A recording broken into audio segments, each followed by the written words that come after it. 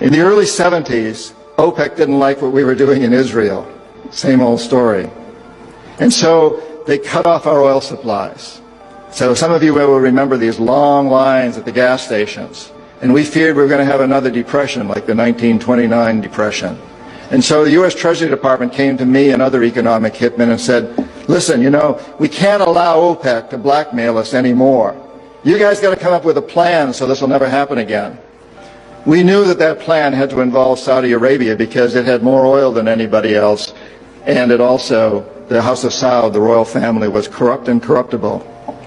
The long version is explained in the book, but the short version of what we did, the deal we finally struck with the House of Saud, was a deal whereby they would return almost all the money they made from selling oil to the United States, invested in U.S. government securities.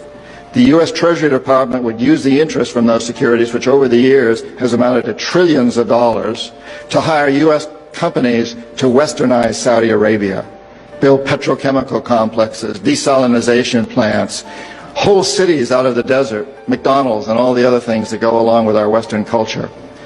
The House of Saud would also agree to keep the price of oil within limits acceptable to the oil companies, possibly not acceptable to you and me, but acceptable to the oil companies. And this is very, very important. They agreed that they would never, ever sell oil for anything other than U.S. dollars. This happened in the early 70s, right after we'd gone off the gold standard because we were bankrupt, because we could not pay off our debts to European countries in gold. Nixon took us off the gold standard. And then we were stuck with a situation as why will anybody in the world use dollars? So very shortly we came up with this plan, which in essence put the dollar on the oil standard. You cannot buy oil on the world market for anything other than dollars, and that's very important to the corporatocracy. Our part of the bargain was we agreed to keep the House of Saud in power, in control. It was an amazing deal, the deal of the century. It was history-making. The corporatocracy looked at this as an incredible success. I had done my job. We economic hitmen did a great job with that one. So we decided that Saddam Hussein ought to accept something very similar. Now, probably a lot of you know that Saddam has been our boy for a very, very long time. You may remember Abdul Karim Qasim, who was president of Iraq in the early 60s. Qasim came up with a unique concept. He said, Iraqi oil ought to go to benefit the Iraqi people. How novel is that?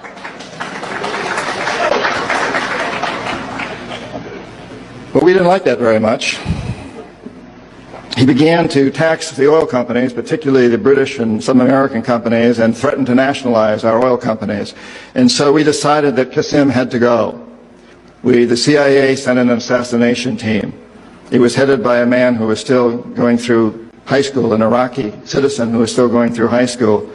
They riddled Qasim's car with bullets on the streets of Baghdad and missed him.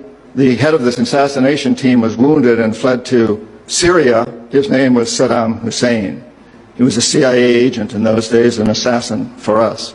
He failed. And so the CIA went directly, and this is all history, I'm not creating this. CIA went in and had Qasim publicly executed on Iraqi television.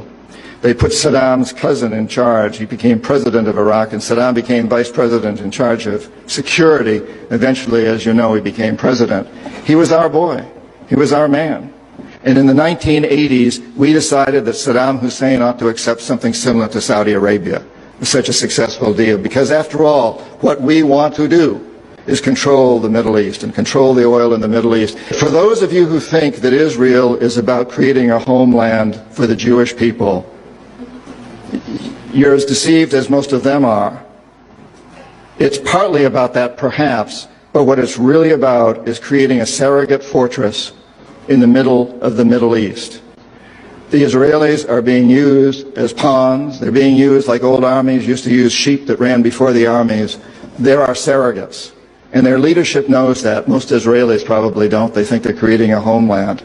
But it's a very, very sad situation of what's going on there. And of course, the Lebanese and the Palestinians are caught in the middle of this. And Iraq is part of that too. We have to remember that Middle Eastern oil is the oil that's used by a great deal of Europe and China and Japan. If we control Middle Eastern oil, we control our biggest potential competitors, Japan, China, Europe. So in the 80s, we decided that Saddam ought to accept the same sort of deal that the Saudis had accepted. The economic hitmen went in and did their job on him, but he wouldn't buy. He'd been our man, but he wouldn't buy. If he had, he'd still be president of Iraq, and we'd be selling him all the tanks and fighter jets and all the chemical plants he wants. But he wouldn't buy. So we sent in the jackals. They couldn't take him out. His security was very good, and he had many doubles, many lookalikes. Saddam had been our man. He had been our assassin. He knew our ways. So we couldn't take him out. So in '91 we sent in the military, our military, and some of you people were there. We could have taken Saddam out at that time, and I think you who were there probably know that better than anybody else. But we didn't want to. Saddam was the type of man the corporatocracy likes. The strong man, could keep his people under control. He could keep the Iranians under control on their borders pretty well. He could keep the Kurds under control. We thought that when we took out his military, he would be sufficiently chastised that now he would buy our deal. So the economic hitmen went back to work on him in the 90s. Couldn't bring him around again, though. Again, if they had, he'd still be there. The assassins couldn't take him out again. So once again, the military went in. And they're still there. Of course, if we'd struck that deal with him, we would be building, our Bechdel's and Halliburton's would be building huge cities there and petrochemical complexes, just like they've done in Saudi Arabia. And of course, that's what they're doing there now, too, in a different way. But that's what this is all about. That's what these wars are about.